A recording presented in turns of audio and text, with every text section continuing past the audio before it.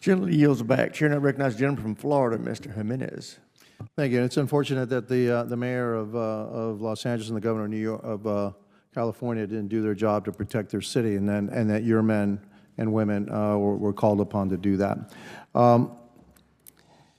Secretary, would it surprise you to say if I told you that the Chinese hold a 250-to-1 advantage in shipbuilding right now, large ships over the United States? No, sir, it would not. And so how long would it take for us to increase our capacity by 25,000%? I'm not sure you and I will be alive when we got to that. I agree. Okay. And so do we have any idea of the plans for the PLA Navy? I mean, how many ships, how big is their Navy going to be? You know, sir, it's hard to say. Our ships are far superior to their ships. So, you know, that's a game we've been playing for a long time. I think the Chinese strategy is to overwhelm with numbers. We are a much better force. We are much better trained sailors and Marines. So I think it's what we pick and what we have. You could argue to some extent that the more they build, given the speed at which technology and what we've seen in some of these other conflicts, that could at some point become a disadvantage. However, we are too far behind, and I think there's a stat that I've used. The Chinese build more ships in a year than we have since World War II. Agree. Okay. I mean, we won World War II with, what, a 6-to-1 advantage on shipbuilding, 6 aircraft carriers for every one that the Japanese built, and we won the Second World War with that. And so they have a 250-ship advantage. Look, if I asked you 3 weeks ago, hey, I want to destroy like 1/3 of the Soviet bomber force, and your answer probably would have been, well, I think we need some long-range bombers, we need some long-range weapons, et cetera, et cetera, et cetera, because that's, you know, and yet, what, about a week ago, 1/3 of their bomber fleet was actually destroyed by drones, and a different way to engage you know, the Soviet, or not the Soviets, but the Russians. So I think the same holds true for the Navy. If I probably ask you right now, hey, I want to sink Chinese ships, the Admiral, I'm not going to put words in your mouth, but I think you would say, well, we need more submarines, et cetera, conventional weapons and all that. But I'd like for you to start thinking outside the box. Because for every ship that the Chinese built, I want 1,000 different ways to sink it. Not 1 or 2 or 5. I want 1,000 different ways to sink it. And then good luck trying to stop 1,000 different things that are going to sink you. And so, Mr. Secretary, do you have a group of people that just completely think out of the box? Or do you have a way to access a group of people that are not stuck in paradigms and that completely think that, you know, you say, I want to sink a ship, and they were going to give you 1,000 different ways to sink a ship that doesn't have an aircraft carrier, doesn't have a destroyer, doesn't have a submarine. Do you have access to that? Do you have a group like that? Congressman, we're putting one together. I would say stay tuned. I've gotten a few briefs already that have been enlightening, and I would tell you our capabilities are quite formidable. I think they should keep our our adversaries at pace. But as I said, they are catching us at an accelerating rate. We do need to pivot. We do have that access. We are putting that together and putting together carefully very good teams. And that is why I'm saying the whole force posture that we're looking at, the way we are going to fight is going to change. And so I look forward to sharing that with you. I agree, because I don't want to fight their fight. I mean, on a production scale, they could outproduce us. So I want to fight them a different way. All right. And so, you know, I think the Poles still had cavalry back in 1939. Right. They somehow thought it was a really good idea to face the Germans with cavalry. And I thought they got, you know, okay, well, it might have been great, you know, in the 19th century, but cavalry in the 20th century just didn't work. And so maybe in the 21st century, our force structure, their force structure may not be the way that, you know, the future of warfare is coming. And I can see that, you know, coming pretty quickly, and we as a nation need to pivot to, you know, to a new way. And I hope that you'd get more than 2% into automated systems that you have right now in the budget. And my time's up, and I yield back. Gentleman yields back. Chair Liner recognizes the gentlelady from New Hampshire, Ms. Goodlander. Thank you, Mr. Chairman, and thank you to our witnesses for being here today. Mr. Secretary, I want to begin with you and thank you for visiting the Portsmouth Naval Shipyard right at the beginning of your tenure. You were there back in April, and I was very encouraged to hear from you, and I appreciate you too, Admiral, prioritizing what we need to do for our public shipyards. The Portsmouth Naval Shipyard is America's oldest public shipyard, and the men and women who work there have really hard and important jobs, and I appreciate what you've said about the need to support our shipyard workers. We also need to hire more shipyard workers, as you've both testified.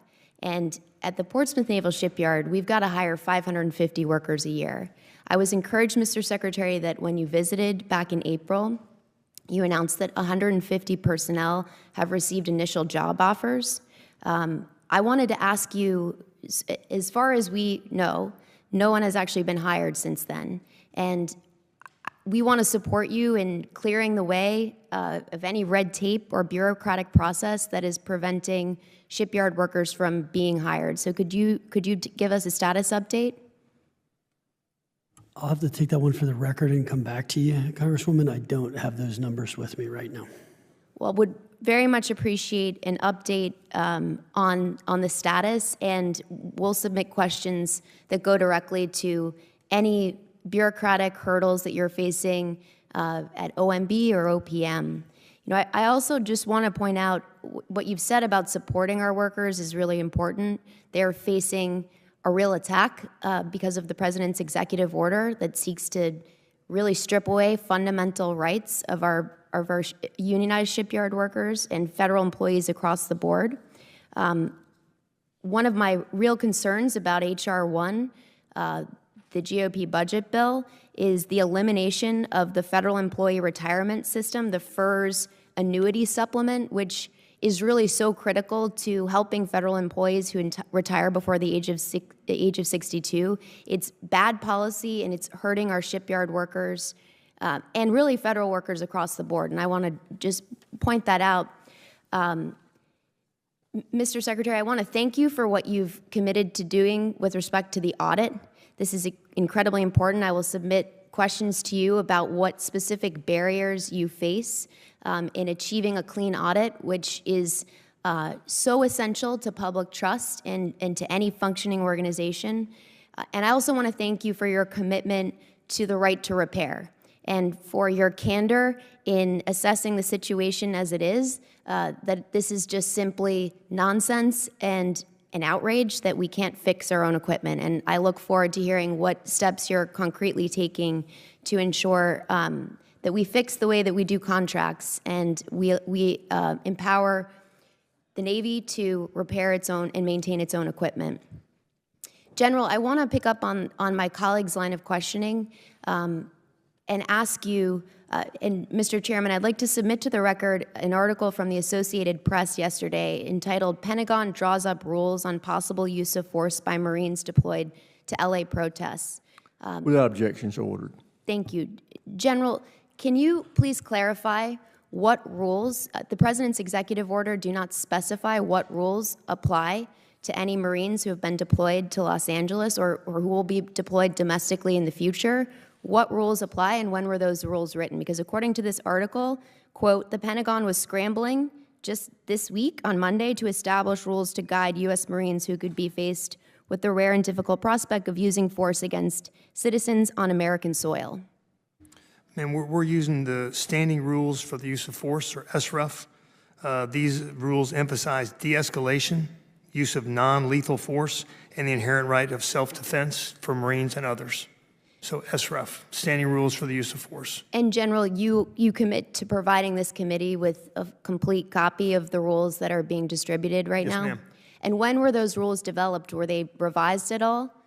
I don't believe they were revised, ma'am.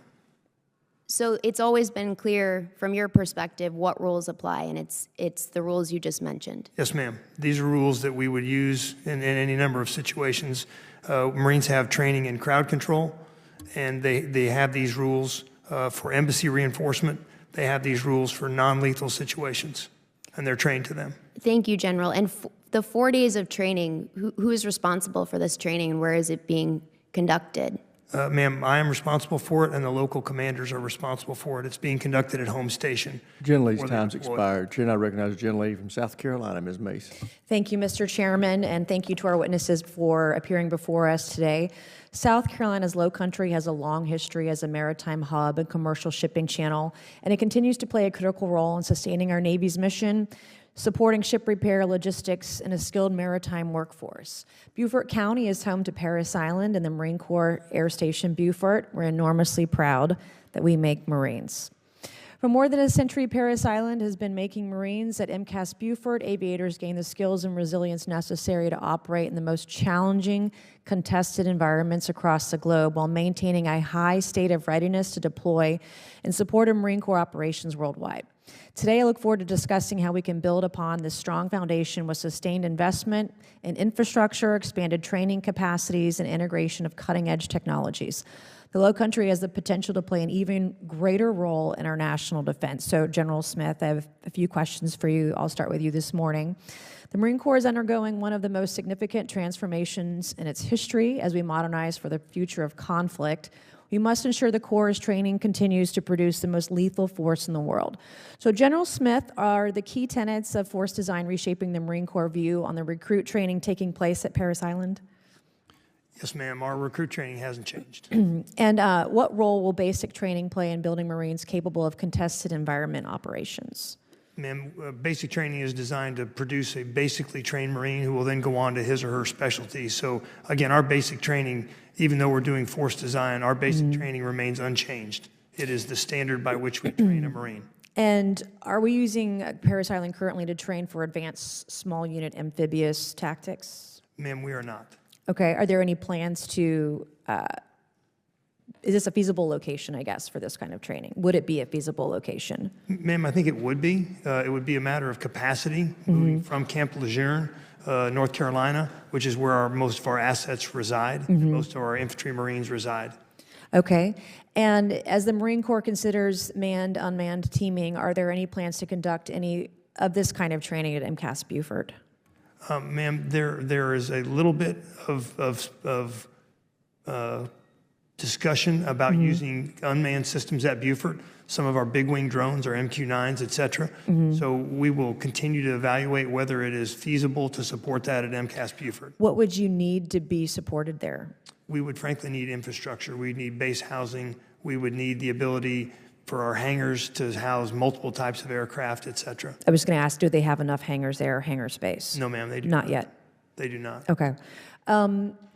How is the Marine Corps leveraging virtual training to prepare aviators for real-world conditions? Ma'am, I just was down at Pensacola. In fact, we are leveraging it such that an individual student can go into use goggles and use a virtual T-38 and train themselves, basically. They've got original training, but they can repeat and they can practice as many times as they want to accelerate their syllabus. And once you're trained and you pass the syllabus, then you move on. And we've seen that it is cutting down on the glut and the backlog of. So you see an advantage to using the absolutely. technology and training Marines? Yes, ma'am. We're using More that across effectively. the board. We're using that in our ACV, our amphibious combat vehicle. We're using that at flight school, and that is naval aviation. I've crashed a few planes on one of those simulators. It's not easy. Ma'am, it's very realistic. Yeah. But back to a question about infrastructure investments in MCAS Beaufort. What infrastructure investments is the Marine Corps prioritizing to ensure MCAS Beaufort can continue to fulfill its mission? Ma'am, frankly, what we need is hangar space, and we need our maintenance facilities. That is the key. If it's going to house Marine Corps aircraft, we have to have hangar space to protect those aircraft from storms, and we have to have maintenance space. Do you know roughly the amount of investment or money that's needed to continue the mission? Ma'am, I don't. I'll have to get that and take it for the I record. would love to. I've been down there, and I've been in some of the hangars, and I've seen it multiple times. So would love that information if your office can provide that to us. With that, Mr. Chairman, I'll yield back, and thank you very much, General. Thank you, ma'am. Gentlelady yields back. Chair now recognizes the gentleman from California, Mr. Cisneros. Thank you, Mr. Chairman, and thank you all for being here today.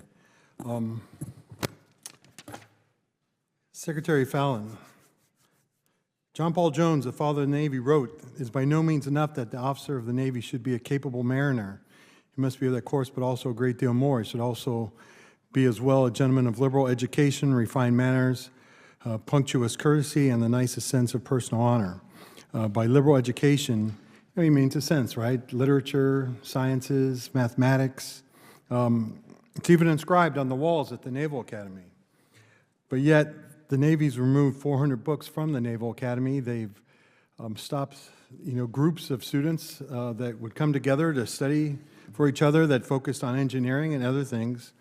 How are we living up to this motto here if we're removing books? Do we not want our officers to be well-read? Congressman, thank you for the question. So currently there is a panel that OSD has convened that is assessing books across all military installations. Therefore, I defer on this topic to them. Currently at the Naval Academy, I think, and at two other Nova postgraduate in the War College, I think we're talking about low double-digit books numbers. So I think you're... 400 seems like a pretty significant number from the Naval Academy. I mean... I believe that number is no longer accurate, and that was a media invented number. So we're talking double, like no more than 99 books. I'm talking like 15 to 20, is that right, Admiral? 15 to 20. 21 at the Naval Academy. All right. Can we see that list, if I could? The panel is working on it, so as soon as we get that study, I'll be happy to share that with you. All right. I'd like to see that book. All right, or that list. Admiral Kilby, does the Navy need a next-generation fighter? In my opinion, we do. All right. The administration is proposing gutting the next-generation fighter, and that was something that just kind of came out pretty recently, as in the last couple days, from their proposed budget. And it's a program that I completely heard from uniform officials that they need. So how do you reconcile this? How are you moving forward to kind of ensure that we are going to have the research funds in order to ensure that we can move forward with a next-generation fighter? So thank you for that, Congressman. Look, I think as it comes to next-gen fighters, as I said before, we're looking at the full composition of the air wing of the future. And so we have to focus on the capabilities and technologies for years to come that are going to win. And that includes manned and unmanned platforms that we have to look at. I do not have a lot of confidence. All of our programs are in trouble. We have a number of companies that are not performing. We've got to get those done. So I think looking at this system, 6th Gen is important, and I know it's important to the Admiral, and he should always give you his best military advice. I think we're looking at the whole panacea of what we've got, and then how we can, what makes the most sense to use in the future. And so I think we have to get more confidence in the base. This is a system that, as I said in my opening statement about readiness means like ready, like today and then in the future. And how's that future changing, and how do we think about that? And so we're looking at it, evaluating it, and trying to make sure that we're not back here in 2 years saying, we told you it was going to cost X, it's actually going to be X plus 50, and by the way, it's going to be late. So that's really what we're trying to do. Well, look, I think the Navy has a bigger challenge than anybody else with the high expensive cost of the items, right? Everything from ships to fighters to the missiles and everything that they need, the weapons. And trying to balance that all is definitely a challenge. But we need to ensure, right, that we continue to move forward, as you said, right? Readiness today, but also to develop for the future. And that is something that I am willing to work with you there.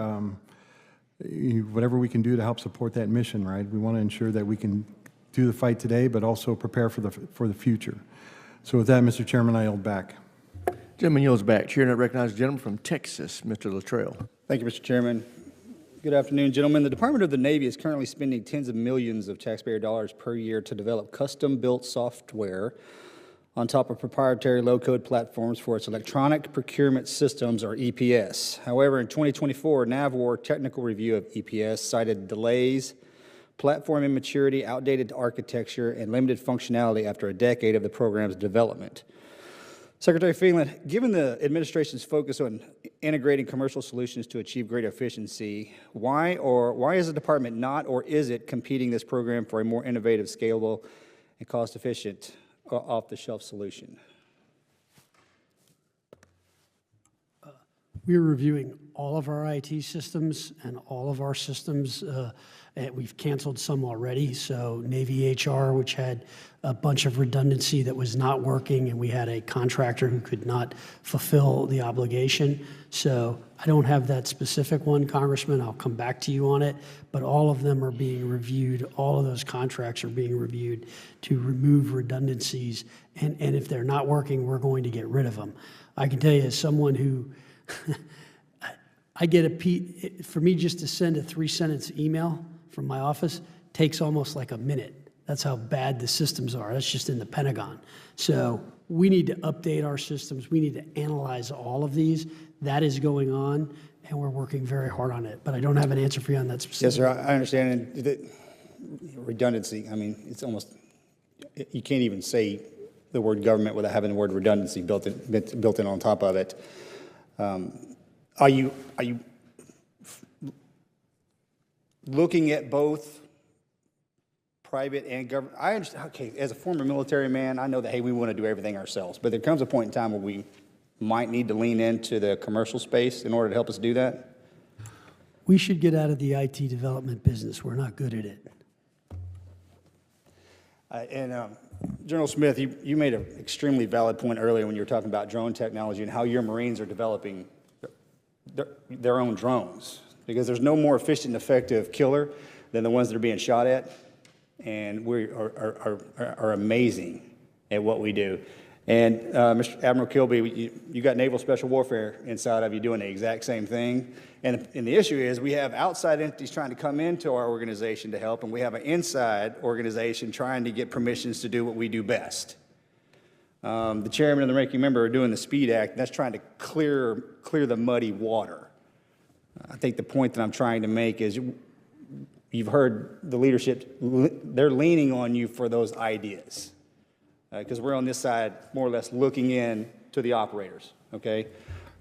Don't hesitate to ask and tell us what you need, okay? Because we're eyes wide open and the ears as well.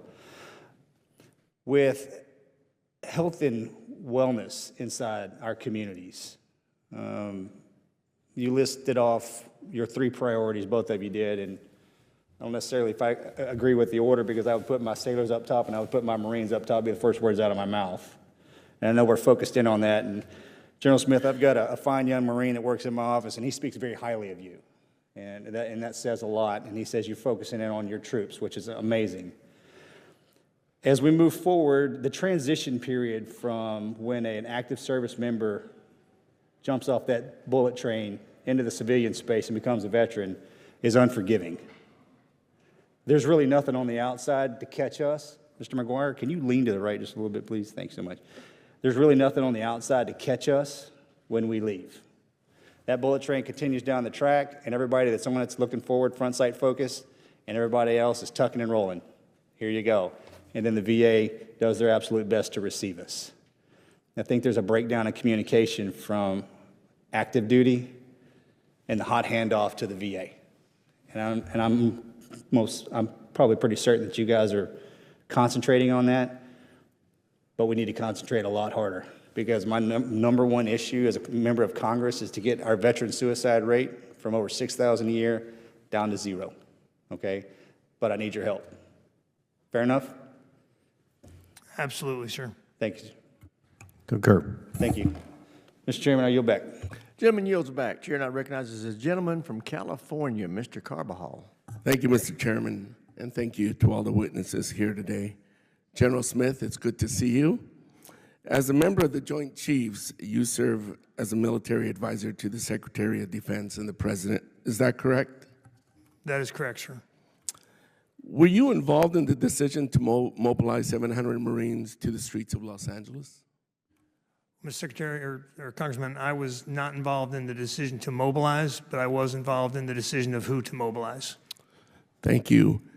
Were these Marines that were deployed adequately trained to deal with these domestic events? They have been trained before they deployed, yes, sir. How long were they trained for? They were trained for multiple hours. Hours? Give me days? Well, I would say over the course of a couple of days, they received multiple hours worth of training. Is that adequate training? That is, sir. Do you think these Marines' time could be better spent back in 29 Palms, continuing to train and carry out their mission? Well, sir, I'm compliant with all lawful guidance, so I won't get into what they should or shouldn't be doing. But we were given lawful guidance to deploy that battalion, and that battalion is deployed. Have there been discussions about mobilizing additional Marines to LA or other places throughout the country? No, sir, not to my knowledge. Thank you. If domestic mobilizations continue, do you think this will erode public trust in the reputation of the Marine Corps?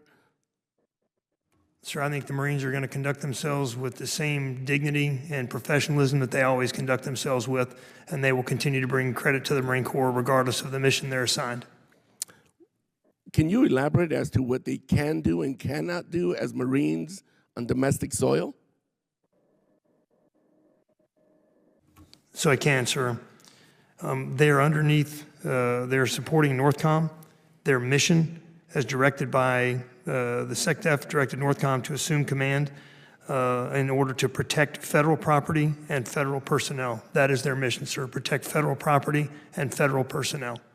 And in doing so, for example, can they fire warning shots? No, sir, we do not fire warning shots. Thank you. Secretary Phelan, if Congress gave the Marine Corps, let's say, a check for $134 million, what would you spend this on? And could that be used to increase the quality of life for our Marines or help deliver capabilities to the warfighter? Thank you for the question, Congressman. We can use all the funds that you can give us. So you could use the funds to do so many important things. As I said, we have a mission, and our mission is to be prepared to fight and do as the President and Secretary of Defense order us to do, and that is what we're doing. And so, yeah, we need capital in order to support our programs. Yes. General Smith, same question to you. What could you do with $134 million as in order of your priorities? Well, I would spend it on training and on barracks. Thank you very much. Mr. Chairman, I yield back. Gentleman yields back. Chair now recognizes the gentlelady from Virginia, Ms. Kiggins. Thank you, Mr. Chair, and thank you very much to our panelists for being here. I have the privilege of representing a big Navy district down in Hampton Roads, Virginia, and wanted to thank you all for continuing to prioritize the quality of life, quality of service measures that we spent so much time on last Congress. That continues to be a priority of mine as well. So many of my colleagues have talked about shipbuilding and ship repair during this session, and technology integration, use of unmanned and drones. So thank you for keeping that also on the top of your list of things to do. I wanted to take a few minutes, though, and talk about the importance of the East Coast Navy. And we see when we turn on the news and we, for example, are watching our F-18s drop bombs on the Houthis in Yemen, or there's something that arises in the world, and we frequently send our aircraft carriers and our battle groups and our air wings from the East Coast. And I know we recently welcomed home the Truman and before that the Eisenhower battle groups, and a lot of activity between what's happening in the Baltic Sea with the Russians and their submarines to what's continuing to happen in the Middle East and the Red Sea and Israel. So we can't understate the importance of the East Coast. And I represent the East Coast Master Jet Base, which is woefully underappreciated, woefully not taken care of. So I just wanted to hear from you all, because you all are all the leadership of our naval services. Admiral Kilby, can you please tell me what you think is the importance of the East Coast Navy in projecting American strength and deterrence? Rep. Kiggins, thanks for that question. Quick soundbite on Truman. You know, she defended herself or other ships or another country 160 times on her deployment. She conducted 670 strikes from the air or from the sea into Yemen, and she conducted the biggest strike in the history of the world from a single aircraft carrier into Somalia. 8 named operations, 3 different combatant commanders, so I double down on what your statement is and concur. And Master Jet Base Oceana is a big portion of that, in addition to all the infrastructure at Hampton Roads, which is really all services, but primarily Navy, between the Navy base and Oceana. Our aircraft carriers, just to echo that, continue to be tip of the spear. We can get America's might there in a matter of days. There's nothing that can replace that. And do you think that the East Coast Master Jet Base then needs F-35s and needs our next generation of strike fighter? I think it needs to keep up with the Navy just like the West Coast in all respects, and I think it needs to be maintained. So there's a infrastructure thing that the Secretary and I are after, to include hangars and all runways and piers and all those things. And I, when I was the Deputy Commander of Fleet Forces, I went to Master Jet Base Oceana and concur wholeheartedly with what you're saying. So can I get your commitment in the strategic laydown planning that will be happening very soon, that will be prioritized, our East Coast Master Jet Base? I know the Marines are being taken care of. They have, I believe, 4 F-35 squadrons. The Navy has 0 right now. We have 0 commitment from the Navy saying that they will get F-35s and will get next generation strike fighters, and it's becoming extremely frustrating. I commit to you to look at that and continue to work for that end state, ma'am. And then I also wanted to echo what my colleague had previously said, to open the news the other day and see that the Navy, we had $500 million that was being taken away from us from the Department of Defense to be committed to F-47s that the Air Force had, when Congress and Armed Services Committee had specifically allocated that money for next generation strike fighters. We need that money for a lot of reasons. China is already, they are already testing and flying J-50s and J-36 fighters, which is their 6th generation fighter. The Navy, to be competitive with that, has got to make that investment. I know the Air Force has got a lot of needs as well, but Secretary Phelan, can you please one more time address what you are doing to push back on that Department of Defense statement that they made that said they weren't going to take away the Congress appropriated money and give it to the Air Force? Thank you, Congressman, for the question. Look, as I said, we continue to look at the air wing of the future and the capabilities of 6th Gen and what that means. It's part of the whole force posture we're looking at between manned and unmanned and those different platforms and what makes the most sense. So I look forward to working with you as we develop those plans. And we cannot do the missions that we just previously talked about, that the Truman has just accomplished in the Red Sea, without that next generation strike fighter money allocated. So please prioritize that. On top of that, and in closing, just wanted to put in my 2 cents about naval aviation training. We need T-45 replacements. That needs to be added to the top of the priority list. We cannot take between 3 and 4 years to train naval aviators and Marine Corps aviators. It's taking too long, and we need that Navy commitment. Thank you so much, and I yield back. Gentlelady yields back. Chair now recognizes the gentlelady from Maryland, Ms. Elfreth. Thank you, Mr. Chair. Thank you, gentlemen, for being here. I want to build on some of the questions my colleagues started regarding preparing for the future of warfare. Representing Maryland, I recently visited Naval Air Station Pax River and saw some really impressive and critical work being done there, including the anechoic chamber, which is essential for training for warfare of the future. And it's in such high demand that even when it runs 24 hours a day, there's still a 5 to 6 year backlog on that training. So Admiral, can you speak to the Navy's priority list in terms of getting a second such chamber? I cannot, but I will take that question for the record and come back to you, ma'am. Okay. Do you agree it's essential I do. for warfighting? I do, but I just don't have the specifics. I'll get them to you. Understood. Thank you. I'd like to move on to energy. And Mr. Secretary, I was really glad to hear that readiness is your priority. Last week, this committee was informed that energy resilience is military readiness. And representing the United States Naval Academy, I would suggest that your installations between the Marine Corps and the Navy are perhaps most ill-positioned to bear the impacts of sea level rise and hurricanes and extreme weather.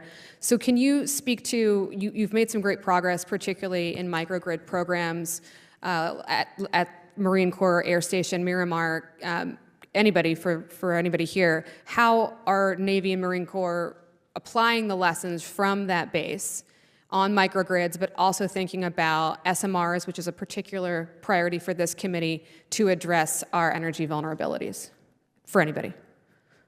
Well, ma'am, I'll take it off. The microgrids are operationally viable to us. We use them here in the continental United States, for example, as you know, at Miramar, but they're operationally deployable. Our goal is to be able to produce our own energy when forward deployed, to need less, to be able to operate in a contested environment while producing our own energy, using solar panels, et cetera, to be able to power radios, because sometimes just the radio, having a battery, is enough to get the job done. So we're committed to continuing to do that for tactical reasons, not necessarily environmental reasons, but for tactical reasons. I totally agree. And all of the above approach to energy generation, resilience, storage is incredibly important for infrastructure and for readiness. Mr. Secretary, I was also really grateful to hear you admit that we have historically, everybody, underinvested in infrastructure. And I would add personnel and training to the definition of infrastructure. According to the GAO, 64% of executive officers found it difficult to conduct sailor-led maintenance due to manning shortfalls, and 75% find it difficult for sailors to complete repairs. The manning shortfalls are credited to a lack of requisite training and experience to fill these positions, and I also understand that Navy ships lack onboard parts and equipment to make necessary repairs while they're deployed. And I'd add on to that we're currently in an uncontested environment, so all of those issues just expound when we move to a contested. What specific steps are we taking to mitigate this direct link between manpower deficits and material readiness problems in the fleet, and how are we addressing the lack of pre-positioned parts on board ships? Can I take that, Representative Elthorth? I'd agree with you.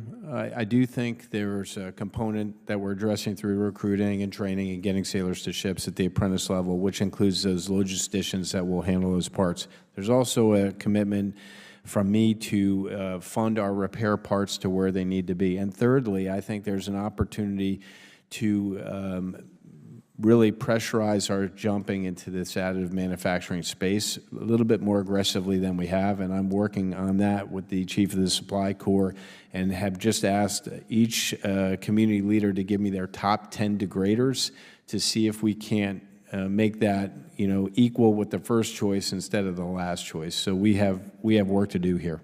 I love that approach. I look forward to seeing that in the full budget whenever we do get it. And I think this is a good opportunity to double down on the chairman's comments about this being the latest we've ever received. We still don't have a budget, so it's difficult for us to do our constitutionally mandated job of oversight in this environment. And Admiral, I couldn't agree with you more. This is a moment in time where we have a bipartisan, once-in-a-generation commitment to shipbuilding, yet I'm not seeing that reflected in the president's skinny budget. And this is the last time you'll be in front of this committee this year. So can anybody speak to the fact that we are roughly 46% down in funding for shipbuilding in the skinny budget versus FY25? That seems like a real mismatch in our stated priorities.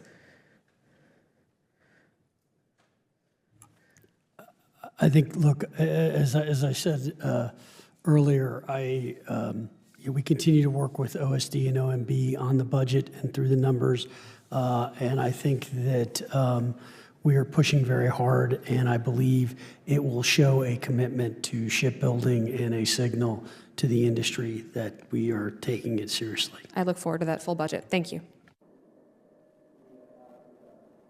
As I mentioned earlier, I know it's not your fault, and I've been trying to send a signal to OMB to get us a budget, and I'm very frustrated by the situation we're in, but I know where the problem's stemming from. Gentleman from Guam is recognized. Mr. Moylan. Chairman, thank you for convening this hearing today with our distinguished witnesses. Secretary Phelan, thank you for making the long trip to Guam. Your visit to the military housing was, I'm very pleased that you did that, and you were able to condemn some of the barracks there because of health and safety reasons, and you ordered Camp Blas to be open for our sailors and Marines on Anderson Air Force Base, Guam. Thank you very much. And can you provide, Secretary Phelan, this committee some highlights of what you saw during that inspection? Yes, thank you for the question. So I was very upset because when I was driving by, I saw a very pristine golf course, and then I saw a set of buildings that I thought should have been condemned. And when I found out that there were sailors and Marines in it, I was apoplectic. I then went in and visited 3 different barracks, rooms, one that had black mold all over the wall, another one where there's no air conditioning whatsoever. In fact, in all 3 rooms, it was deplorable, just to be perfectly honest. And I was frustrated because we did have Camp Blas done.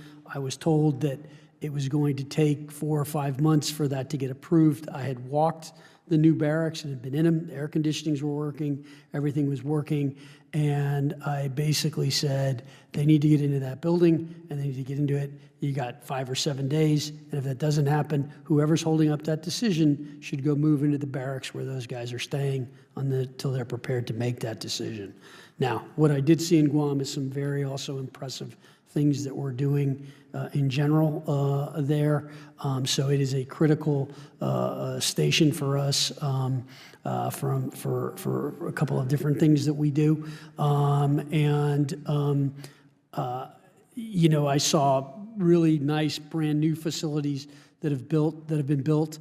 The training that is going on there and the sorties that are going on are pretty, it's a busy place, I guess is what I would say. Thank you, Mr. Secretary. And because of your efforts and your great concern for our troops there, Vice Admiral Gray did direct a comprehensive study of all Navy and Marine Corps facilities on Guam. Can you provide us with any updates on any of the inspection for that? I'm still awaiting the final report, but do you have those numbers? Yeah, the numbers are relatively small. 5% of the barracks that were expected fell in that condition, and we're taking action to move sailors out of that. Overall, the Navy's made progress in barracks. We went from 24% poor to 21%. That doesn't mean where we need to be. We need to continue after it until we have 0% of our barracks in poor condition. But we are increasing our focus on this area and taking action as the Secretary has directed. Thank you. And anything we can do in Congress, that's what we're here for. Please let us know. In addition to that, Secretary, we talked about unaccompanied housing. How is the scrutiny for family housing on Guam? Are we doing the same level of inspection?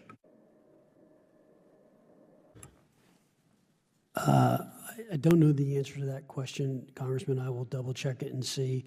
I did visit some of the different unaccompanied housing there, and I think that all of the old facilities there are probably not in great shape, if I'm being perfectly honest. And so I think we need to upgrade it in general. Thank you. And I did have the opportunity to speak with General Alvin on the Air Force or the problems there as well. And so we asked him a question about looking at this overall build and maintain for privatization for unaccompanied and family housing as well. Do you foresee that as a possible solution for this? It might be, Congressman, to be honest. I've looked at privatized housing. In some areas, it seems to work exceptionally well, and in some areas, very poorly. And I'm trying to understand, is that just the operator? Is it the contract? What is it that's causing that? And I think the way we incent private companies to manage these facilities is still a little confusing to me. I'm not real sure necessarily what they're doing. So I am going to be going, I think our 2 best ones are in San Diego and Virginia. Yes, sir. And I'm going to go visit those and see what it is those companies are doing and why that's working there, and trying to understand why it's not working the other. Thank you, Mr. Secretary. Thank you, Mr. Chairman. Yield back. Gentleman yields back here, and I recognize the gentleman from New York, Mr. Ryan. Thank you, Mr. Chairman.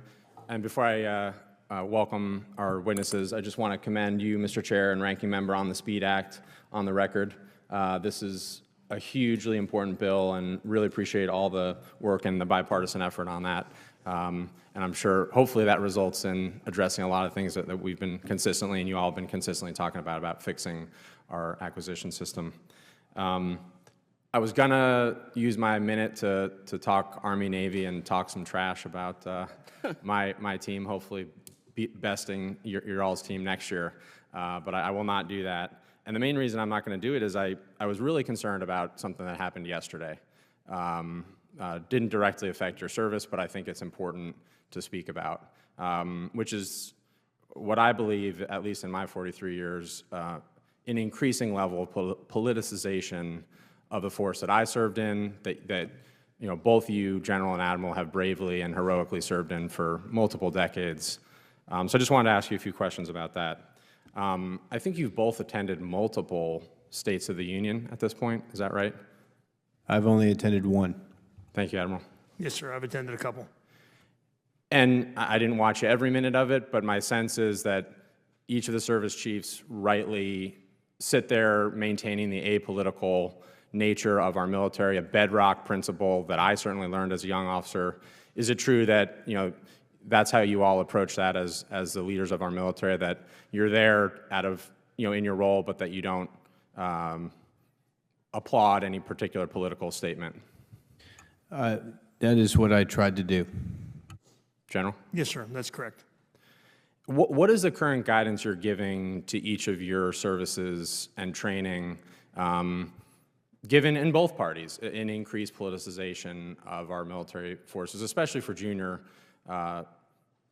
Marines and sailors that are trying to figure out how to get this right? Admiral? Let me start. We are trying in the Navy to instill, in a world where social media is so prevalent, your responsibility as a uniformed member of our armed services to be apolitical. When you assume that responsibility through that oath, with that comes great responsibility to protect exactly what you are aligning to. Now, we have had to put out some social media guidance so people understand that, and they understand that when they show up in uniform, they're representing their service, not just their individual being. Thank you, Admiral. And I know, you know, social media is one thing. Visits by elected officials who, by federal rules, are also technically candidates, having declared their candidacy for re-election, or at least filed campaigns for re-election. I think those sort of events present an even more complicated thing, and we saw this play out yesterday at Fort Bragg. For example, what guidance do you give for your Marines and sailors that are attending what's supposed to be an official event, but if it becomes an increasingly political event, how, General, what training and guidance are you putting out about that? Because I'm concerned we're putting our folks in a tough position right now. Well, what I would say, Congressman, is an elected official who's coming to give a speech about the military, that's fine. Military can attend. They can't participate in the dialogue. Yeah, I'm saying when that official visit becomes overtly political, whether that's wearing a campaign hat, for example, or using, in my view anyway, overt political rhetoric. And what guidance or training are you giving to your Marines about that? Well, we don't give Marines any training on that. They don't participate, they participate in the political process at the ballot box, but they don't participate in the political dialogue. I do think it's important, given what happened yesterday, for both of you to look at that. I think some of those Army soldiers were put in a really tough position. I don't blame that on them. I don't blame it on the leaders on the ground there, but I think we're crossing lines every day that I'm concerned about, and would ask each of you to think about what do we need additional guidance or training there. I don't have the answers yet, but I don't want to put our brave young men and women in a tough spot where they might think they're going to an official event, but all of a sudden it feels an awful lot like a campaign rally. And I say that having watched the Commander-in-Chief wear a MAGA hat at West Point graduation, which to me was unacceptable politicization of a day that should be about celebrating those 1,002 brave young men and women who graduated that day. So thank you, Mr. Chair, and yield back. Gentleman yields back. Chair now recognizes the gentleman from Louisiana, Mr. Higgins. Yes, Mr. Chairman, making America great again, one hearing at a time. Welcome, gentlemen, to testify before us.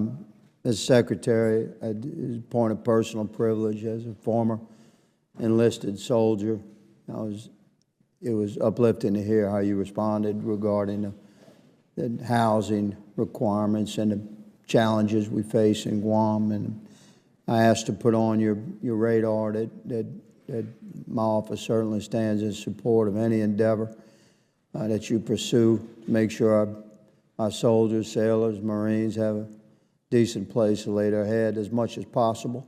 Sometimes that's no place to lay your head.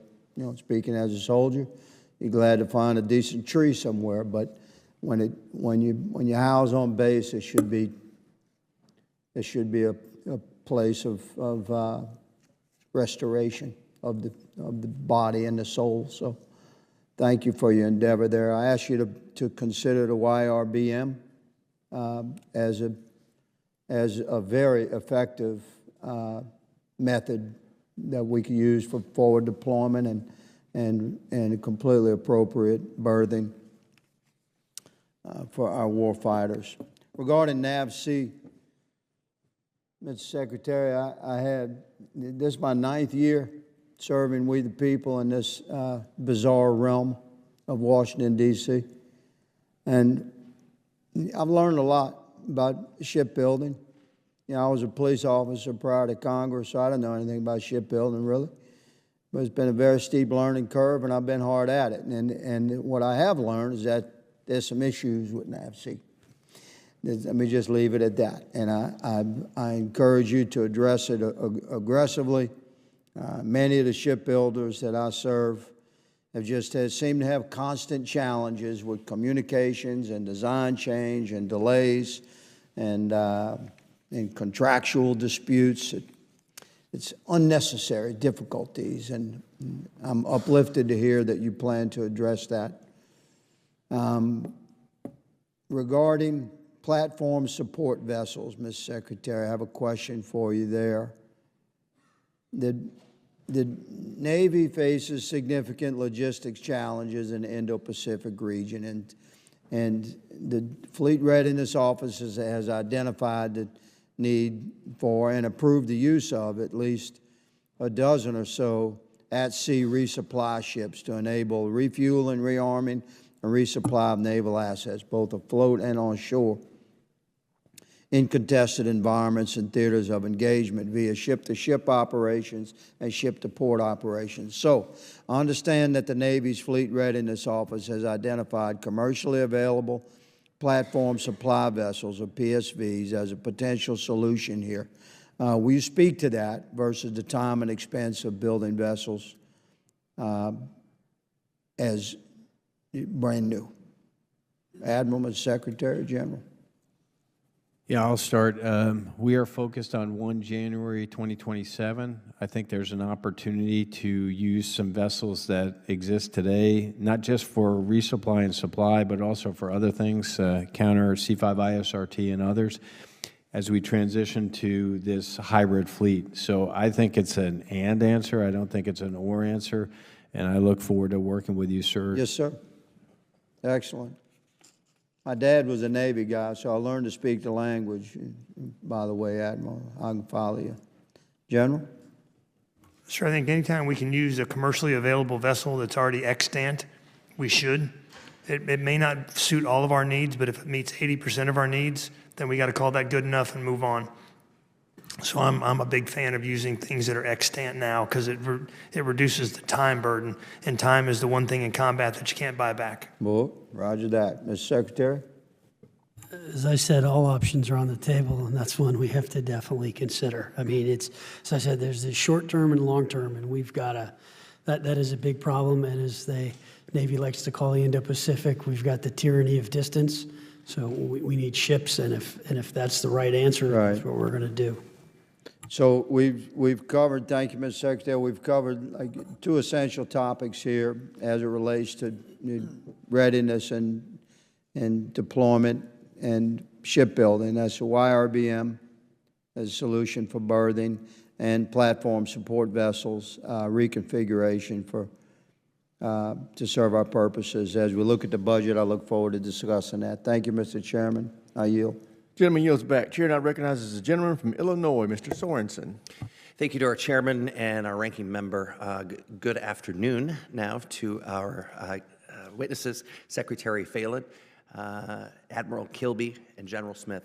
Thank you for your many years and your dedication to our great nation. I proudly represent the heart of Illinois, home of the 182nd Airlift Wing in Peoria. They are the experts on board C-130s, which can do everything from airdropping our troops into hostile areas, landing on nearly non-existent runways, to weather reconnaissance. But I must share a story. My grandpa Sorensen proudly served as a photographer in the United States Navy during World War II to support air missions.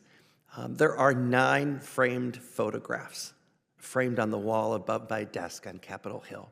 You know, I know he would have been proud of me, having learned the reasons from him why we support those who serve us today. Today, the Navy Reserve flies the aging C-130T Hercules model as the Navy's only tactical medium intra-theater airlift capability. Secretary Phelan, can you speak to the importance of the Navy Reserve C-130s and why we must capitalize to the newer KC-130J models? I'm going to defer to my colleague here, Admiral Kilby, to give you. Great. So I do see a key component to transition, sir. I think we're roughly half legacy aircraft and half new aircraft. The new aircraft, of course, has a refueling capability, which is super important in the Pacific.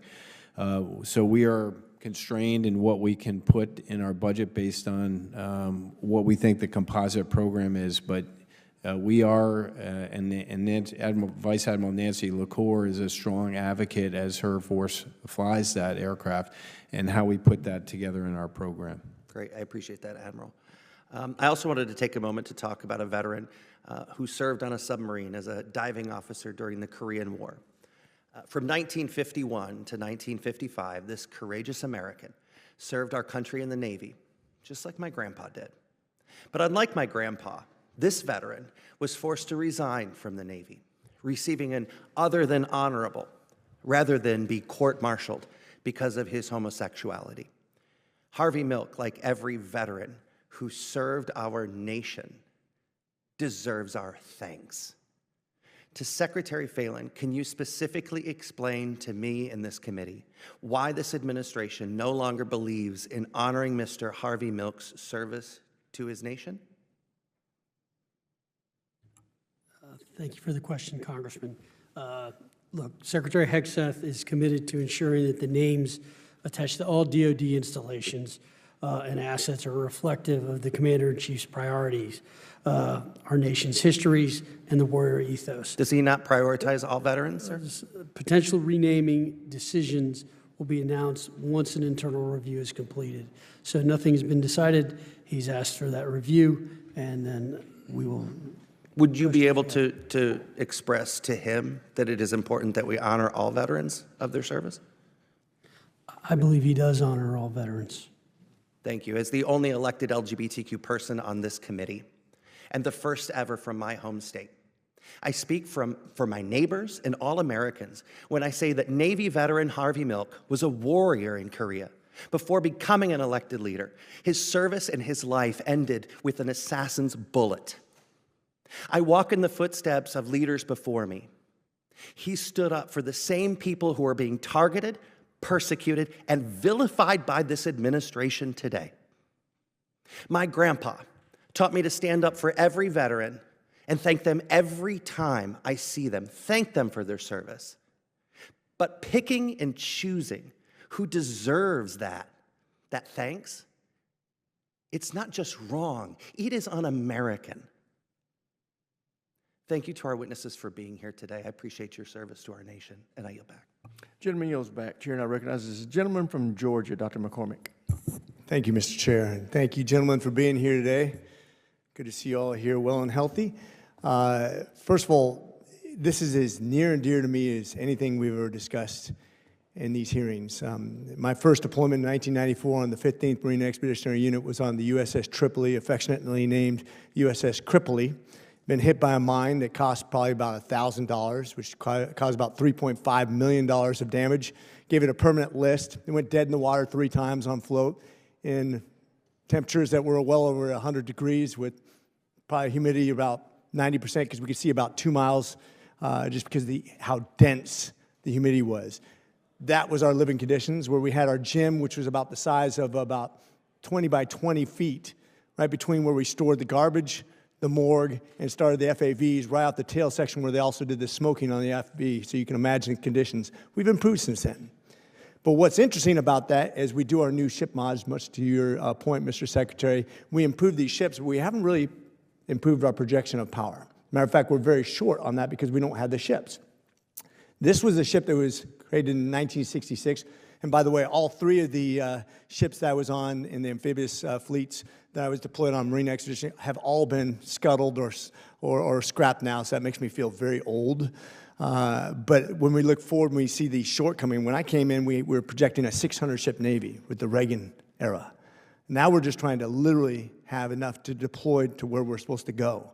My question is, why not, Mr. Secretary, take a ship, an old LHA, and remod it and actually have a ship ready to go until we have a replacement with a smaller investment of time and money until we're ready for the next step. And we have a ship actually ready. I know it costs money, but does it cost as money and time as it does with these new ship mods that are getting way over budget? As you said, 57% over on the best case scenario, with a delay of at least 6 months with the best case scenario. Why not hold on to some of those ships so we have projection of power? Because no matter how much we have of drones and all the new technologies and all the things we're doing to recreate our services, we don't have projection of power. You cannot replace that with a number. You cannot replace that with a drone.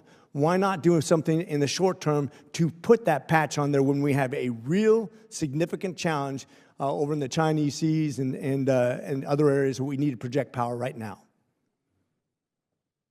So I'll let the Admiral give you specifics because we are doing this in some cases, particularly like on the Ohio-class subs and things like that. I think it's really a question of, 1, what does it take to get those ships back online? 2, the costs of doing that. 3, the timing. So our issue is we have a shortage of workers. It's just, so if I take someone off a Columbia-class sub and to remod a ship to get it out there, I'm just going to extend that. And so that's, I think, difficult. I don't think it's as simple, and I'll let the Admiral comment on it, as just taking it out of the yard and putting it back in. And I think a lot of these ships, unfortunately, sit in the yard too long. Our maintenance schedules are too long. There are a number of these things compounding themselves, but let me let the Admiral maybe address it. I'll try to be brief. I think we should look at that. It's something that we should look at. Our history here hasn't been good. We had a program called the Cruiser Mod Program, and USS Tortuga came up yesterday in our hearing, and that's an LSD, which we're trying to bring back after the same program and having challenges doing that. So 1, the ship has got to be capable. 2, I've got to produce a ship that I'm confident can sail underneath the Secretary's leadership and do what our country needs it to do. So it would have to meet those conditions. Not to get political, but I tell you, we have about 16 million Americans out there that could be ship workers if they get off their butts and actually go back to work. That's one of the problems we have. We're trying to motivate them to do exactly that. Mr. Commandant, the Marine Corps has led the way and the only service to actually pass their audits in the last several years. What's your secret, and how could other services do better to copy the Marine Corps model to actually lead the way and be successful in the future of the way we manage our services? Well, sir, thanks for that question. We passed the last 2 audits, and we'll continue to pass them. Frankly, it's a culture. It starts at boot camp. It starts at your first unit. You're issued a shelter half, 5 tent pins, 3 tent poles, and a guide wire. And when you leave the unit, you turn in a shelter half, 5 tent pins, 3 tent poles, and a guide wire, or you get your butt down to Saigon Sam's and you buy that because you are responsible for it. And we have individual accountability. You're accountable for your cleaning gear for your M16. You're accountable for your shelter half. And it starts and ends there. It's just 100% accountability. I'm out of time, but I think accountability is what government can learn from. God bless you. Simplify, gentlemen. Gentleman yields back chair, and I recognize the gentleman from California, Mr. Whitesides. Thank you, Mr. Chairman. I'd like to thank all 3 of you for being here today at a time when our main pacing threat is investing heavily in their own Navy, and the war in Ukraine is providing a forecast of what the future of state v. state warfare looks like. The 3 of you have especially pressing tasks. and I'm glad that this committee has the opportunity to discuss these issues with you today. I'd like to start by discussing recent reports that there is an effort within other elements of the Department of Defense to cancel the FA-XX program in favor of increased investment in the newly announced F-47. To me, that's the latest in a series of efforts to put all of our resources towards one solution. And I'll say to you what I said to your colleagues in the Air Force last week. It's important to pose multiple challenges for our adversaries. It's important to build multiple layers into our defenses. And so I remain concerned that pulling resources from the development of a next-generation Navy fighter in favor of a single Air Force fighter is both short-sighted and dangerous. With that in mind, Admiral Kirby, does the Navy still have a need for a next-generation fighter? In my opinion, we do. In addition to unmanned aircraft in the future, it's a thing we call air wing of the future. So MQ-25 is an unmanned tanker. I believe we need a manned 6th-gen fighter. We're not ready to make that pivot, but there is a place for unmanned aircraft for us in the future. Yeah, I would agree with that. Do you believe that industry can support the development of that next-generation Navy fighter? It's probably not I don't have an opinion on that because I haven't studied that, but my opinion is the Navy needs that fighter. Great. Secretary Phelan, in your testimony, and Admiral Kirby, in your testimony, you refer to the importance of bolstering the maritime industrial base, and I couldn't agree with you more. Our shipbuilding industry faces challenges that our rivals do not, and we have to make serious progress or risk falling irretrievably behind. There are myriad challenges that need to be overcome, but I want to focus now on workforce. Every time I speak with anyone in the defense industry, they bring me their concern about the future of the workforce. As a generation of skilled tradesmen and women retire, they're worried that they won't have the means to replace them. I have the privilege to represent two outstanding community colleges, Antelope Valley Community College and the College of the Canyons. I also represent the innovative defense companies and defense development facilities like Plant 42 and Skunk Works. They all agree on one thing.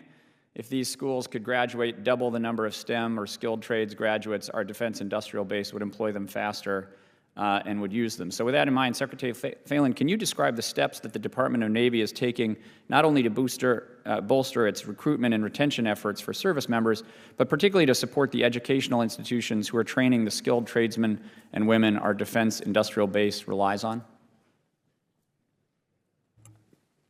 So we continue to look at a number of different programs in order to get the workforce that we need. And I think there are programs going on around all the public shipyards that we have currently.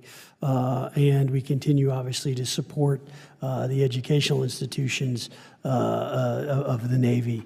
I think this is something that we are really trying to figure out what is the best mechanism to transfer that skill set. Because one of the things I'm learning when I visit with workers is the training that they're getting in some of these places is not as good as when they get to the yard. And we have to make sure we translate that better. And I think that is one of the key things we're still trying to figure out. And I look forward as we get that sorted to go there. If I could, thank you, Mr. Secretary. I do want to cite an effort that happened in Representative Kagan's state. It's in Danville, Virginia, where they set up an additive manufacturing center of excellence. It's got many components. I'll just talk about the one component where they're working on 5 different disciplines. So it's additive manufacturing, welding, non-destructive testing, QA, and a thing called CNC, which is subtractive manufacturing. People go to those schools for 16 weeks, 8 hours a day, and they conduct 3 sections. At full bore, that system will produce 900 people a year to go in the defense industrial base with a 90% placement. That is a great model for us. That's fantastic. And we have similar programs in the Antelope Valley around composite manufacturing. I think that is one of the pathways to the future. Thanks for your time. I yield back. Gentleman yields back. Chair, and I recognize the gentleman from Virginia, Mr. McGuire. Thank you, Mr. Chairman. Thank you to our witnesses. Good to see everyone again. And again, we wouldn't have a country, without our men and women in uniform, thank you. Your job is super important. And that was a great segue because Danville, Virginia, ATDM is in my district. So Admiral Kilby, in late April, you actually visited the Accelerated Training in Defense Manufacturing ATDM Summit at the Institute for Advanced Learning Research, IALR, in my district, Danville, Virginia. And during a Defense Appropriations Subcommittee hearing, you highlighted the value of the additive work being done at ATDM. And as you said, they do additive and subtractive. You have a quote. I have a quote here from you. It says, "This part was produced in Danville, Virginia. It is a part required to fix a helo hangar door. When we went to go look at how to make that part, or if it was available in the stock system, it was not. It would have taken 40 weeks to make that part. This part through the traditional means. But Danville made that part in 19 days. And you went on to mention that it could happen in 5 days today because now they have the IP and would be on hand and they could knock it out a lot quicker. And I believe this ship had to deploy on time, and if you had to wait 40 weeks, it would have been late. But working over Christmas and New Year's, it deployed on time. So given the administration's emphasis on shipbuilding, I wanted to ask Secretary Phelan, where do you both envision additive and advanced manufacturing in the maritime industrial base, and does the Navy have plans to accelerate the adoption of additive manufacturing for Navy shipbuilding? Yes, absolutely. I mean, we're spending a lot of time looking at it and trying to figure out where we can use it both for parts, occasionally more even modular building, which also will allow you to print parts easier. I also think it's potentially a solution for munitions as well. So I think this is a big focus for us. Secretary Phelan, when you and I, I'm sorry. I just concur. I think the system is not poised to jump into this, and that's what I'm trying to stimulate that engagement. Yeah, Secretary Phelan, when you and I toured the Columbia and the new enterprise under construction, you said that the welders have the training of a neurosurgeon. And I believe some of those best welders that we need, in addition to the addition and subtraction 3D printing, are being trained right there in Danville. And I love it that you went to Guam, and I love it that you guys are taking care of your troops. But if your busy schedule permits, I'd love to attend a tour of ATDM in Danville and see what they're doing. Secretary Phelan, Admiral Kilby, a recent Business Insider article included a quote from a Navy commander in the Red Sea that really struck home with me. Here's the quote, "In a lot of ways, the Red Sea, it's a knife fight in a phone booth. The article highlights the difficulty of conducting air and missile defense in tight geographic environments and issues related to using expensive and exquisite weapon systems against targets costing a fraction of the price and time to produce." Here we're talking about the Top Gun phrase, the need for speed. What lessons has the Navy drawn from operations in the Red Sea these almost past 2 years, and how do they frame your thoughts on a potential conflict in Indo-PACOM? And I guess I'll start with Admiral Kilby on that one. Well, I'd say, sir, we want to, when asked in this in the past, do you regret this? I don't regret defending our ships and the 350 crew members that are on them. I do regret using SM2s and SM6s to do that when another munition might be more helpful. So we are now the Forward Strike Group is the next Forward Strike Group to deploy from the East Coast. We have put a number of systems on those DDGs, Coyote, Hellfire, Longbow, and others, which should allow us to not use those preeminent munitions that we'd like to lose for a more challenging threat, and we're going to experiment with that. And to me, that is the path for us, is to not get caught up into, I've got to totally integrate this in the system and it's got to be tested, but put the system on that we know works for the Army in the case of the Coyote. Let us experiment with it at sea and then figure out how to develop that quicker. General Smith, as part of the Marine Corps force design, the Marine Corps has adapted itself to be more agile and prepare for potential fight in Indo-PACOM. Part of this mission has been to acquisition systems like Nemesis to ensure that Marines can support sea denial and anti-surface warfare. Can you discuss how systems like Nemesis and others are factoring into the acquisition decisions related to Indo-PACOM and potential to deter the CCP? Congressman, I can. The Nemesis, the Navy Marine Expeditionary Ship Interdiction System, Gentleman's time's expired. You have to give that answer for the record. Aye, sir. Gentleman from Missouri, Mr. Bell, is recognized. Thank you, Mr. Chair. To our witnesses, thank you for being here today. And also, I always like to include the folks with you that I see behind you. Thank you for your service as well. My district is home to the production of some of the most well-known and advanced naval aircraft. This includes the FA-18, the EA-18G Growler, and the new MQ-25, the Navy's first operational carrier-based unmanned aircraft. As I've said time and time again, the St. Louis region plays a crucial role in the backbone of our defense establishment. And while St. Louisans are proud to contribute significantly to our national defense, I must also acknowledge that many of my constituents are still struggling to recover from the most devastating national disaster to hit our region since the late 1950s. This will not deter our pride in providing and supporting our national defense. We will rebuild. We will support our national security, and most importantly, we will continue to be a center for innovation, defense, and technology. The MQ-25, built in my district, is an accelerated acquisition program producing the U.S. Navy's first unmanned platform dedicated to its carrier air wings.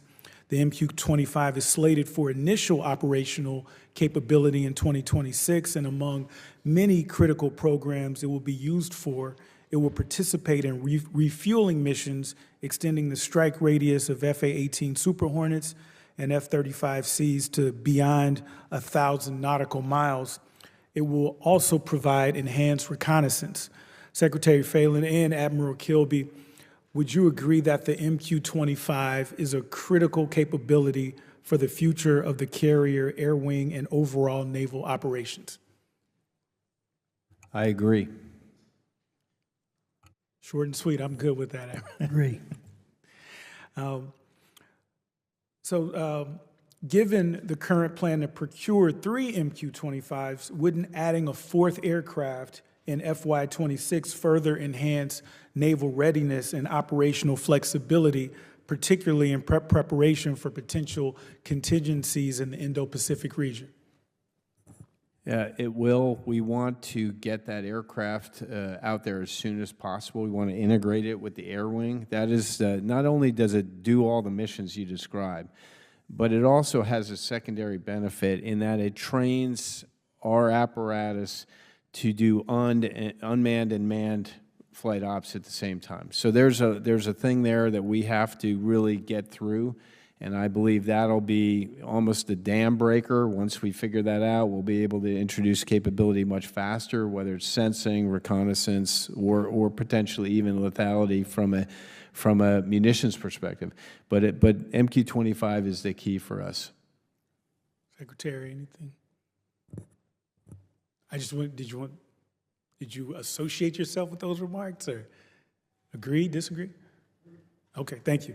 There have been reports that the Pentagon may be considering delaying or even reallocating funds away from the development of the Navy's 6th-generation fighter program. While I understand the sentiment of many in seeing the FA-18 production, or seeing the end of the FA-18 production, my priority is ensuring that our Navy is equipped with the most advanced aircraft possible to maintain strategic positioning across the globe, especially in the Indo-Pacific region. Admiral Kilby, can you speak to the potential ramifications of further delaying the development of procurement of the Navy's 6th-generation fighter? Yes, in my opinion, I believe the 6th-generation fighter is necessary for the Navy, just as it is for the Air Force. So to me, the thing that drives that necessity is the threat, and that aircraft is specifically designed to counter that threat for both services. So I believe it is important for us to produce a 6th-generation fighter and do all the things you discussed earlier, which is to create an air wing that is manned and unmanned and gives us the flexibility from the most survivable airfield, the ability to do what we needed to do. So to me, it's important to continue onwards here because I think China is not slowing down, and we shouldn't slow down either. Thank you. I yield back. Gentleman yields back. Chair now recognizes the gentleman from Indiana, Mr. Mismer. Thank you, Mr. Chairman, and thank you to all the witnesses for being here today. Secretary Phelan, my district is home to Naval Support Activity Crane, the largest Navy base in the continental U.S. and the third largest in the world, and home to NWSC Crane. Crane is at the epicenter of our defense industry and has one of the fastest growing hubs for the defense industrial base.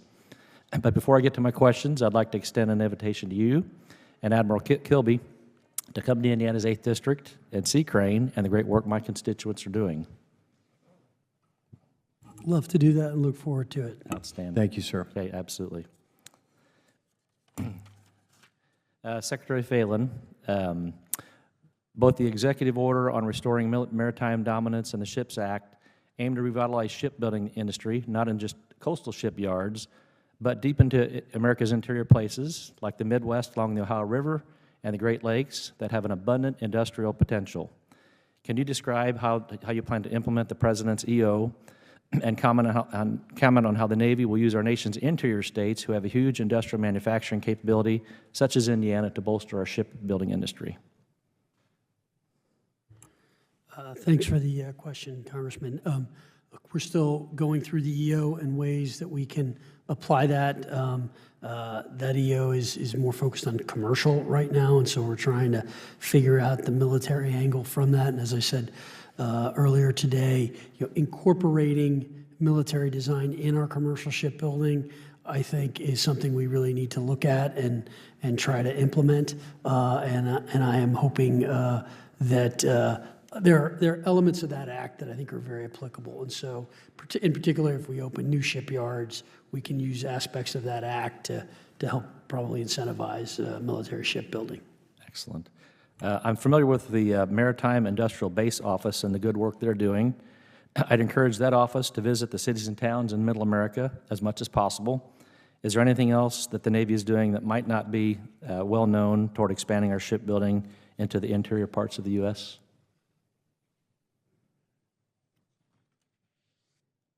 I had a conversation with Rep. Capter and recommended to her, again, the things I think we could do. I described with this one site in Danville. I think we need many Danvilles, and Illinois would be a great place to instantiate that. I just think we need to catch up in our industrial base. We're at 11%. We need to be about 33% of our workers need to work in that kind of manufacturing area, and I think that's the way to do it. I'd also say, look, I think the Midwest in particular has got very good manufacturing in general, so whether it's components or other things, the supply chain, we have far too many parts that are sole source supplied and are very small. We need to really rationalize the supply chain and think through that and how that works. And I would think there are places in the Midwest, given its history and heritage, that could be beneficial to that. Okay. Thank you. Secretary Phelan, one of the areas that NSWC Crane is researching, and I'm particularly focused on, is enhancing our strategic and theater deterrence through conventional prompt strike and nuclear-armed sea-launched cruise missiles. Within the CPS program, a leading technical risk is whether a novel CPS launch design could impart risk on the platform during an underwater launch. For that reason, the CPS program has invested in an underwater test capability. The underwater test launch schedule is dangerously late. Are you focused on maintaining the underwater test launch capability schedule to ensure the testing schedule has enough time to reduce the risk of submarine deployment of our missile programs? Sir, I need to get back to you on that. I will engage Vice Admiral Johnny Wolf, who runs the strategic program, and come back to you with an answer about whether we're concerned or not. But in short, I support that facility, and I just need to understand the specifics more to get at your concern. Okay, and I'd say, if you come out to Crane, that'd be a great place for both of you to visit, to see what they're doing and see what can be done to gain scheduled time back. It will be a national treasure and vital to our defense. With that, I yield back my time. Gentleman yields back. Chair now recognizes a gentlelady from Hawaii, Ms. Takuda.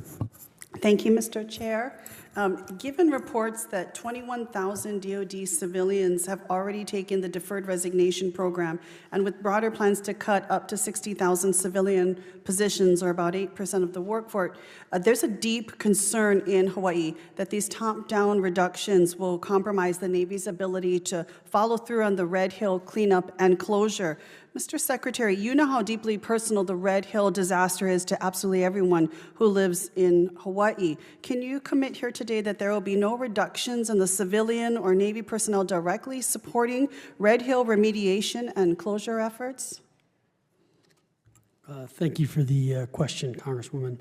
Look, the Navy is executing the requirements and the remediation of Red Hill, and they'll continue to be a great partner to the state of Hawaii.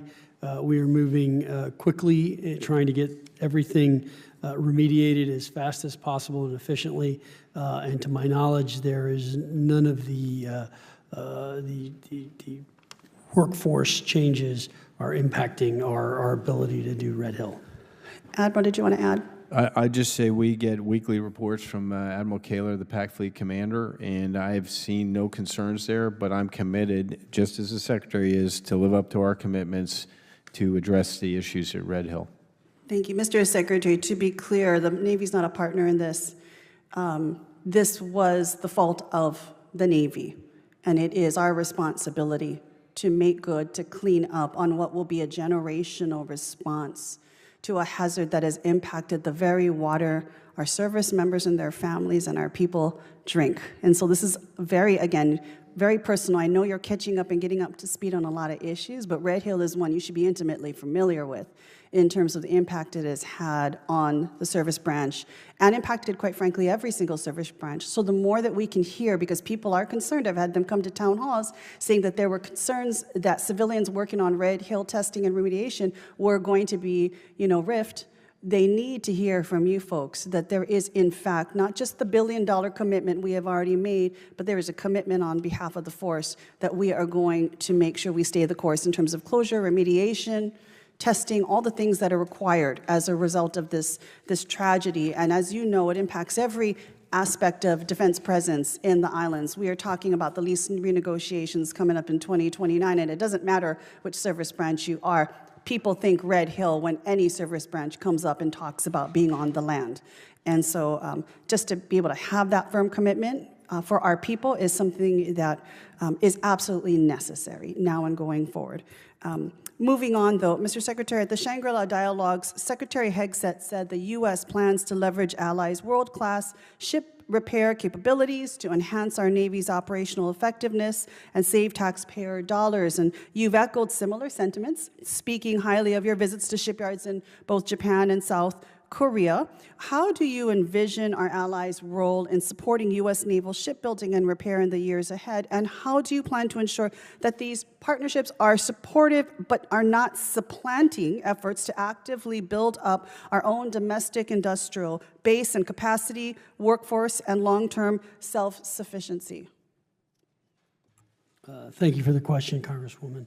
As I said, look, we have a short-term problem, which is we have to get hulls in the water.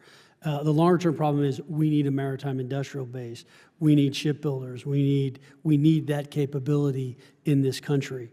And the President has tasked me with making sure that we develop that and develop those jobs. So I think it can take the form of a couple of different ways. So one is, Hanwha has bought the Philadelphia shipyard and is looking at expanding and investing in that shipyard and building ships. I think we can learn a lot from them and their practices, which would be beneficial. At the same time, I also think there's potential for foreign shipyards to do some repair and maintenance work for us. Bringing ships all the way back from the Indo-Pacific may not always make the most sense, particularly in times of enhanced conflict or when things are a little spicier, as I like to call it. So I think having that capability with our allies strengthens our relationships with them and makes it better. So I think it could be in the form of JVs.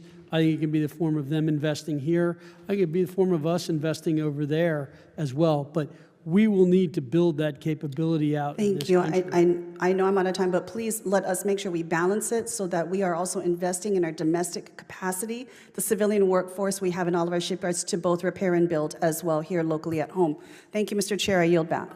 Gentleman yields back. Chair now recognizes a gentleman from Wisconsin. Mr. Thank you, Norton. Mr. Chairman. Mr. Secretary, nice to see you. Admiral Kilby, General Smith. Hey, I just want to philosophically talk about something quick, and I've got some real questions. So when the Empire of Japan attacked Pearl Harbor, they did it with the airplanes, and they targeted the battleships, the capital ships, thinking that would end the war. They didn't realize that how they attacked what they thought was going to be the significant asset was not. It was the thing they attacked it with. And I think maybe we're kind of looking at things from the 21st century at this point, because there's hypersonic missiles that our adversaries have that we have no defense against. And one of those singly is a ship killer. But you can't sink an island. So when we're looking at how we're going to lay all this stuff out, I encourage you guys to really look at our forward islands. You referenced that just a second ago about the material readiness of our vessels, but also fortifying Guam, making sure they have everything they possibly need, other islands in the Marianas, places that are farther forward that can't be sunk by a missile. So I would encourage you to do that. The chairman has led this incredible series of committee hearings about this defense acquisition process. And the one thing that we all agree on, Republicans and Democrats, is that it's broken. And let me just tell you how bad this has gotten. In 1951, Congress authorized the USS Nautilus, first nuclear-powered submarine in the world. It was launched 3 years later. So from Congress saying build a nuclear submarine, 3 years later, the hull went in the water, and then in 1955, it was under the ice cap, right? So what we're trying to do is get to a place where we stop having all of these exquisite requirements to the point where we can't even build them. We had some shipbuilders here, and they said that the requirements that are being handed by many of the services are at a place where the technologies simply don't exist. Even if we had the welders, they can't actually meet the requirement. So I'd encourage you guys and gals, when you're looking at stuff, to say, figure out when is enough. Enough is enough. And then the last thing, I just want to ask you one thing here. There's 5 soft truths, the 5th one being most special operations require non-soft support.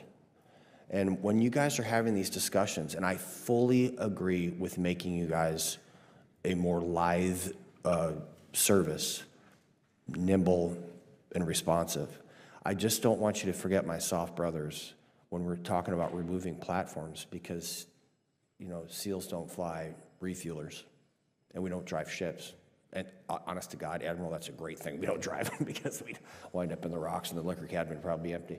But so I want to make sure that you guys are taking into account our special operations component commanders and that they have a seat at the table. So Secretary Phelan, can you tell me with certainty that our special operations component commands across all the services, because they depend on these platforms, have an actual seat at the table and their voices are heard by you guys? Congressman, yes, thanks for the question. Look, I think it's critical, and I think the services, both MARSOC and SEALs and Naval Special Warfare. I was at SDV-1 on my way back from Guam, so I spent some time with that team and see some of the things they're doing and the capabilities they have, and it's very good. And same thing with MARSOC in Camp Lejeune is doing some very, very good and excellent work. So I think SOCOM, or Special Ops, has a unique role and has a big multiplier effect for what they do, and we'll have a seat at the table and part of that whole force structure. Well, thank you very much. And Mr. Chairman, with that, I yield back. I thank the gentleman. The chair now recognizes the gentleman from Virginia, Mr. Vindman. Thank you, Mr. Chair.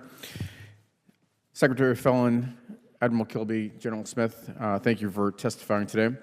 I have the privilege of having both a Navy and a Marine installation in my district. I have Quantico, the crossroads of the Marine Corps, and I have Dahlgren, which is really a gem that most people have not heard of, but has national level exquisite capabilities. And so General Smith, I had the opportunity to observe Marines testing offensive drone platforms in my district in Quantico last week, and it was an impressive demonstration of tactical innovation. It's actually, I think the Marines are the first ones and the only ones that are testing offensive drones in the country on ranges. And some of these included commercial off-the-shelf products that were highly affordable, and I appreciate the focus of your testimony on the Marine Air Defense Integrated System, MADIS. You explained that we currently have the ability to neutralize threats from Group 3 to 5 UAS, but we only have the ability to disrupt Groups 1 to 3 UAS. We saw the Ukrainians successfully demonstrate in Operation Spiderweb. These small commercially available drones, especially Groups 1 and 2, pose an escalating and asymmetric threat to U.S. forces. How do we ensure that our forces have the capability to neutralize, not just disrupt these drones at the squad or platoon level? Well, sir, you've hit on a challenge that we still don't have an answer for. We're looking for that solution. We're constantly innovating. We're looking at drone-on-drone strikes, which is like hitting a bullet with a bullet, which is difficult. But we're looking at some technological means to knock the drone out of the sky in terms of disassociating it from its operator, making it go to full autonomy mode, and then getting into that autonomy mode and disrupting that. So we really don't have a solution yet, but it is something that we are looking for. Yeah, so in that scenario, if there was a GPS-hardened swarm of drones, low-cost drones launched against a forward-deployed Marine element, those Marines would not today be able to defeat that threat. Is that accurate? In this classified setting, sir, I would say that is partially accurate. We have systems that are designed to bring down drones, but they're unsatisfying if you're a young Lance Corporal. Yeah, so I would say, obviously nobody has a solution to this, but the best test bed and probably the most innovations in this we're seeing in the European theater in Russia and Ukraine. And they have been fighting drone war for the better part of the last year and a half, certainly, although drones have been on the battlefield since the start of certainly the major invasion.